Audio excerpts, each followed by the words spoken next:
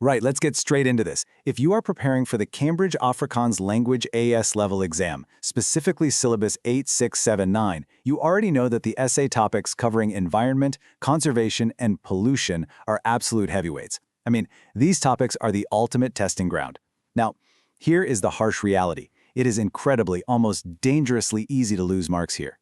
And it's not because you don't know your Afrikaans vocabulary. Most of you have the vocabulary down perfectly. It's because you might be missing the hidden, underlying mechanics of what Cambridge actually wants to see on that page. Welcome to this Masterclass Explainer. By the end of our time together today, I am going to reveal exactly what the examiners are desperately looking for, how to ruthlessly dissect complex, high-tariff questions, and how to deploy advanced critical thinking strategies that will propel you straight into those top marking bands. This isn't just about writing an essay, it's about engineering a flawless response. Let's dive in. Look at this. This is a direct quote, straight from the people holding the red pens, the Cambridge Principal Examiner reports. I want you to read this carefully. Candidates consistently confuse key terminology. Always define terms before using them in extended responses. Think about the magnitude of that for a second. You could sit there in the exam hall and write the most beautifully flowing, grammatically perfect Afrikaans paragraph about global warming, or ard for warming, but if you skip the foundational definition of the specific environmental concept you are addressing at the very start of your essay, you have immediately hit a hard ceiling on your score. No way around it. It's a critical, fatal error that we see happen year after year. Examiners don't just want to see that you can translate a word, they need absolute proof that you understand its exact parameters, its limitations, and its specific application within the context of conservation and pollution. So, here is our tactical roadmap for today. 1. Mastering core principles. 2. Technical methodology. 3. Critical analysis. And 4. Top examiner traps. We are going to move fast, so stay with me. Let's transition into Section 1, Mastering Core Principles. This is where we establish the fundamental academic benchmarks expected at the AS level. Okay, the syllabus explicitly emphasizes that top-performing students exhibit a connected, conceptual understanding transferable to unfamiliar contexts. So what does that actually mean in plain Afrikaans? It means examiners are testing your ability to handle a massive curveball. If you just memorize a pre-written essay about plastic pollution in Cape Town, but you turn the page and the exam stimulus suddenly presents complex data about agricultural runoff in a rural farming community, well, if you're just a memorizer, you're going to panic. But a candidate with a connected conceptual understanding, they don't panic. They take the core principles of environmental degradation, omgewingsachteruitgang, and confidently apply those concepts to this brand new, unfamiliar context. You aren't just reciting hacks, you are actively manipulating concepts. And this is exactly where mastering your command words becomes absolutely crucial. You have to know the deep, structural contrast between being asked to analyze a pollution trend versus evaluating it. If the prompt says explain a conservation effort, that is a completely different essay than one asking you to judge to what extent it was successful. Analysis is breaking it down, evaluation is judging its worth. Do not mix those up. Moving right along to Section 2, Technical Methodology. We are shifting the focus here to how you actually process and present the data you're given. The absolute core concept you need to grasp here is what we call the method mark strategy. In the Cambridge assessment framework, especially for these high-tariff 9 to 15 mark questions, marks are awarded for the explicit process of extracting, interpreting, and deconstructing data, not just your final conclusion. I want you to imagine a high-level math test where you have to show your work. The Afrikaans language essay requires the exact same methodological transparency. When you are pulling data from texts or tables about conservation, the examiner is actively grading your rigorous cognitive process. They are asking themselves, did this candidate pull the right metric? Did they interpret the relationship correctly before drawing a conclusion? If you just jump straight to the end result without showing the explicit analytical steps that got you there, you are literally leaving massive amounts of marks on the table. You have to make your thinking visible. Let's look at how this plays out in practice by contrasting a vague process with a highly context-specific process. Imagine two scholars taking this exam. We'll call them Alex and Sam. Now, Alex is highly technical, absolutely brilliant with facts and formulas. But Alex rushes through the processing stage just to drop a heavy, pre-memorized conclusion. Alex uses a vague process, summarizing the stimulus text without tying it to the specific environmental problem using the proper, nuanced Afrikaans terminology. Alex is basically just listing facts. Sam, on the other hand, is a creative thinker. Sam might struggle a bit with structural precision and timing, but Sam uses a context-specific process. Instead of just listing facts, Sam explicitly uses clear notation, extracts precise data points from the stimulus, and constantly, relentlessly links them back to the specific Afrikaans vocabulary related to the exact geographic context of the prompt. When these two debate their answers, Alex pushes for a factual approach, but Sam correctly argues for a broader, conceptual perspective that hits all the assessment objectives, AO1, AO2, and AO3. Examiners will reward Sam's methodical, context-specific process every single time, even if Alex's final paragraph sounds a bit more poetic on the surface. Now, before we solve the absolute hardest part of this problem, I want to take a quick pause. If you are finding this breakdown helpful and you want to ensure you are continually hitting those top marking bands, make sure you subscribe to the channel Ace the Exam's IGCSE O&A levels. That's at @AceTheExam_IGCS. Hit that subscribe button and enable all notifications right now so you never miss a weekly Cambridge breakthrough strategy. Okay, let's get back to rescuing Alex and Sam's essay.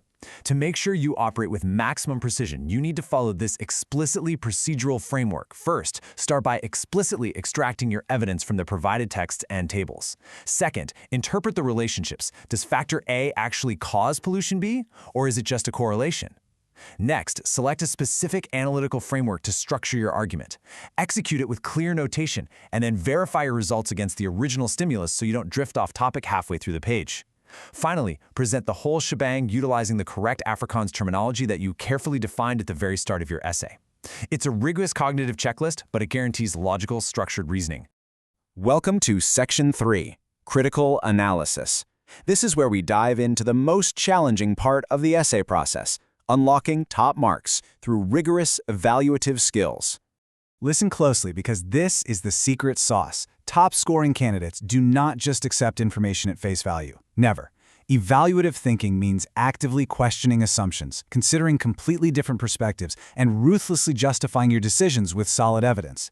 If the exam text claims a brand new conservation policy, let's say a natuurbewaringsbeleid, is working perfectly, the top-tier student immediately hits the brakes and asks, wait, working perfectly for whom? What are the hidden economic assumptions behind this claim? What sociopolitical perspective is completely missing from this data?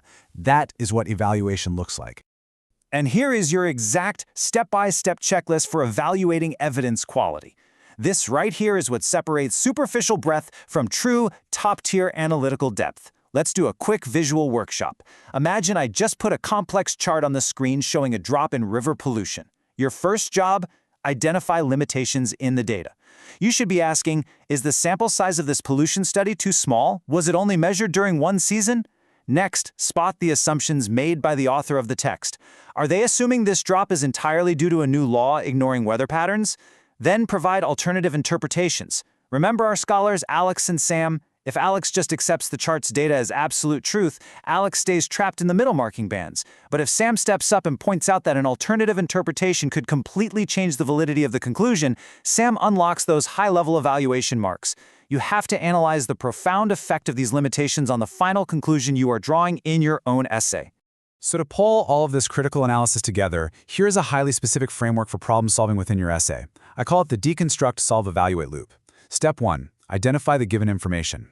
Step 2, break it into logical steps. Step 3, solve systematically by drafting a balanced, well-argued paragraph. Step 4, check for reasonableness. Imagine you've just drafted a massive paragraph about air pollution, or Lukbezodeling. You need to mentally pause the session, step out of your own head, and ask yourself, is this actually reasonable based on the stimulus? Are my paragraphs linking properly, or did I just jump topics? And step 5, make justified recommendations.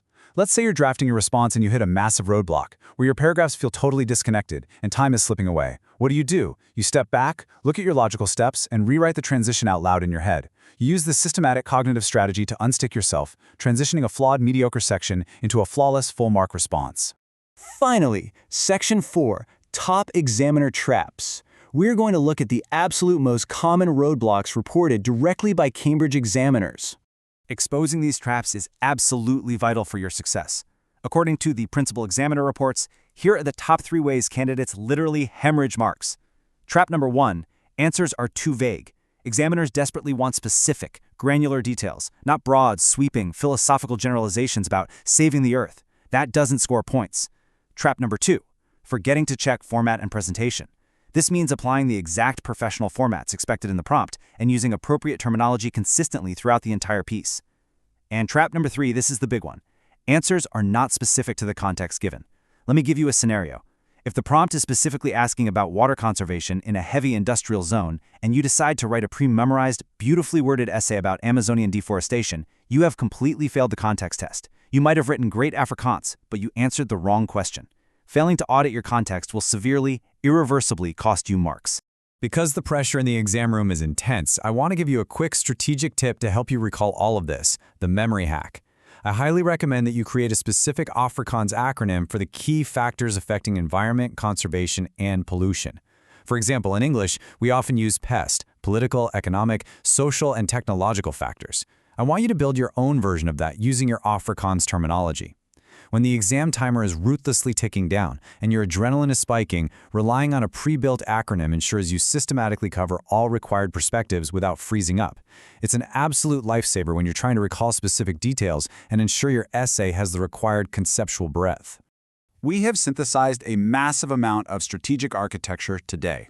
As a quick recap, I want you to walk away with these 3 core memorable pillars. First, the 3-step question scan. Always scan the prompt to define your terminology and command words. Second, the paragraph balance formula. Use a structured methodology to process your data without just listing facts. And third, the last 5 minutes review checklist. Use your final moments to critically evaluate the assumptions and check your context. Which leaves us with this final provocative question to ruthlessly audit your own exam preparation. The next time you sit down to write a practice essay on conservation, are your arguments going to be deeply conceptualized and context-specific, or are you just going to fall into the trap of listing vague facts? Crushing Cambridge exams requires consistent, high-level strategy. If you want to keep mastering these techniques, you need to hit that subscribe button for Ace the Exam's IGCSE O and A levels at acetheexam_IGCSE. Turn on the notification bell right now for future exam hacks and leave a comment below with your target grade. Let's get to work. Best of luck with your preparation.